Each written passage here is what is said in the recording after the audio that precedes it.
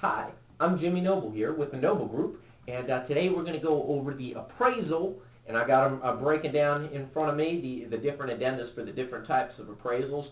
I'm going to go over the process, how it works, what you're going to see on your end, and what we work on the back end with you to get the deal done. So first, before we even go into the different types of appraisals, we're going to explain the appraisal process.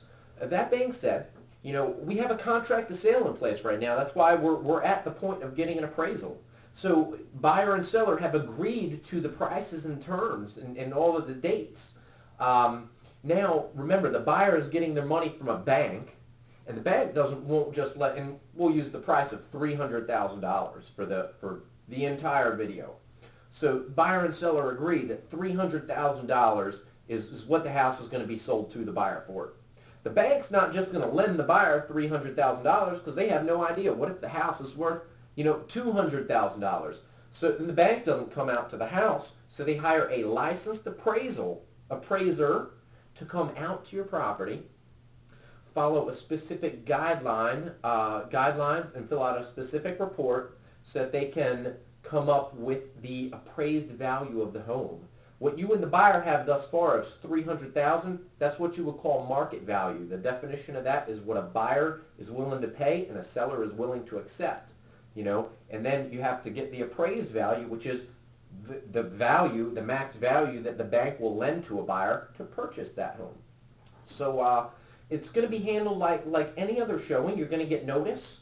And usually we have, at least a couple of days in advance most of the time. And you're going to treat it just like a regular showing. Turn on the lights, leave the door locked, vacate the premise. The appraiser, we want to get him in there and out of there as fast as possible. We don't want to take up a lot of his time. We don't want to ask him a lot of questions. We want to provide him any information that he might want from us in regards to maybe activity, and sometimes they ask you for other recent comps, especially if they have trouble finding them. And so a long story short is he's going to use the information he has his eyes on the property. He's the eyes for the bank. He's going to use the information that he records from the preview of the property. He's going to take that back to the computer. He's going to pull comparable homes, and he's going to make his adjustments to substantiate the value. He's going to come up with a value. So if he comes up with any value of $300,000 or more, good to go, no worries. You'll never hear another peep from him. Now, if he comes up with a value under $300,000, once he puts that report together and he's going to submit it to the buyer, the buyer's agent, the buyer's agent's then going to submit that to us. And we have an option at that point.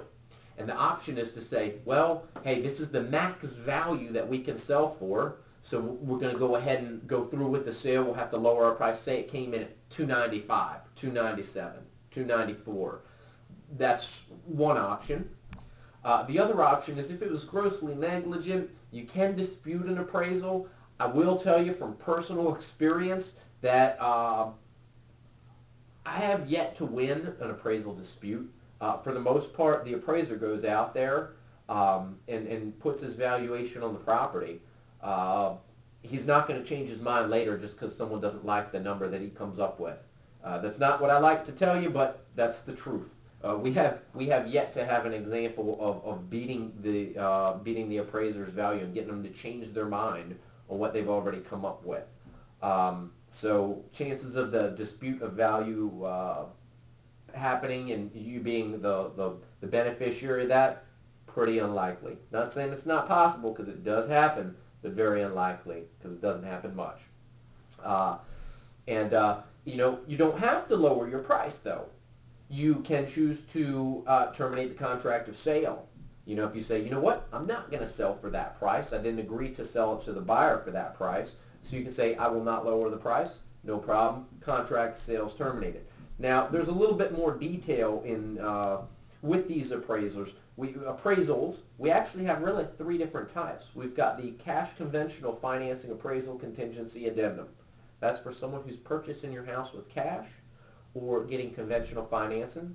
Then we have the other two types, which is VA being the second, FHA being the third. Now, for the purpose of this video, I'm going to lump VA and FHA together for the simple fact that that's going to cover over 90% of the loans that are done in today's market. We're really not seeing as much conventional as we are FHA and VA, FHA being the primary one. Now, just to give you a quick heads up, don't be scared or nervous because you see an FHA appraiser is going to be coming out or a VA appraiser is coming out.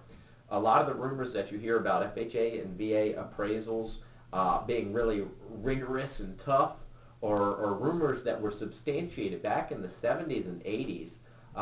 And today, FHA, VA, for the most part, all it means is that they're government-insured loans.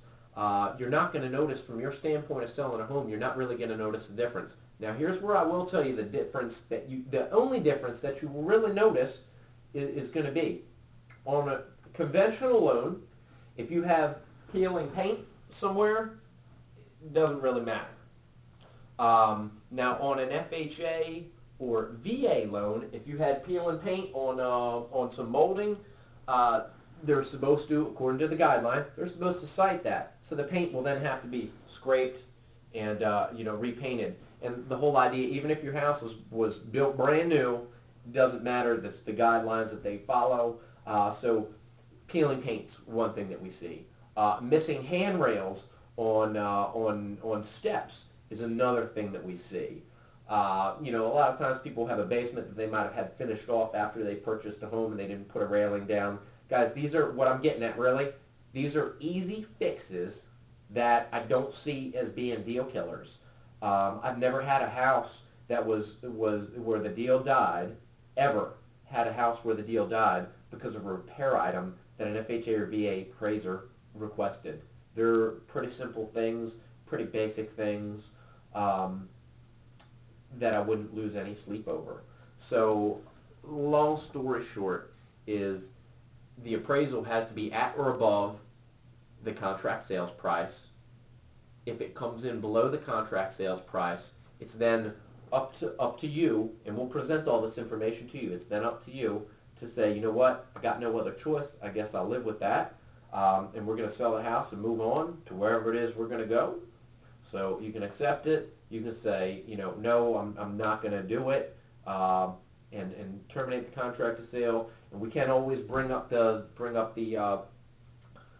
point and debate the appraisal. But like I said, probably pretty unlikely that we're going to get somebody who has a license in appraising to change their written report. Just doesn't happen from what I see. It doesn't happen too often.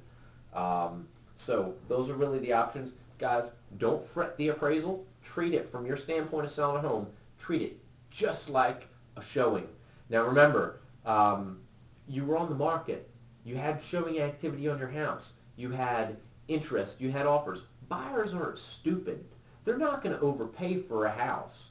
It's not like a buyer just walks up. I call it the two-suitcase buyer. They got one suitcase full of cash, the other one full of stupidity. The reality is people with a suitcase full of cash or the ability to get the cash from the bank don't have another suitcase full of stupidity. So the two-suitcase buyer doesn't exist. That's the buyer who's going to grossly overpay for a property, and that's the buyer where you're going to run into appraisal issues down the line. Guys, the buyers that are coming into your house picked your house out of all the other homes that they have on the market because they believe that for the specific price you were asking for your home, it was a better value than the other properties that were available to them in the open marketplace. That being said, they're actually out there looking at the inventory, oftentimes just as much as an appraiser. So they're looking at the current inventory and they picked your house. So based on that fact, what we find typically is that we don't really have many appraisal issues. All right, it's pretty rare that we do. They do happen, so I can't tell you that they don't, but it's pretty rare. Don't lose any sleep over the process. Let us guide you through it and ask us if you have any questions about the process. That being said, we're here for questions. The number is 1-888-205-7773, or you can always visit us on thenoblegroup.org. Thanks so much. Have a great day.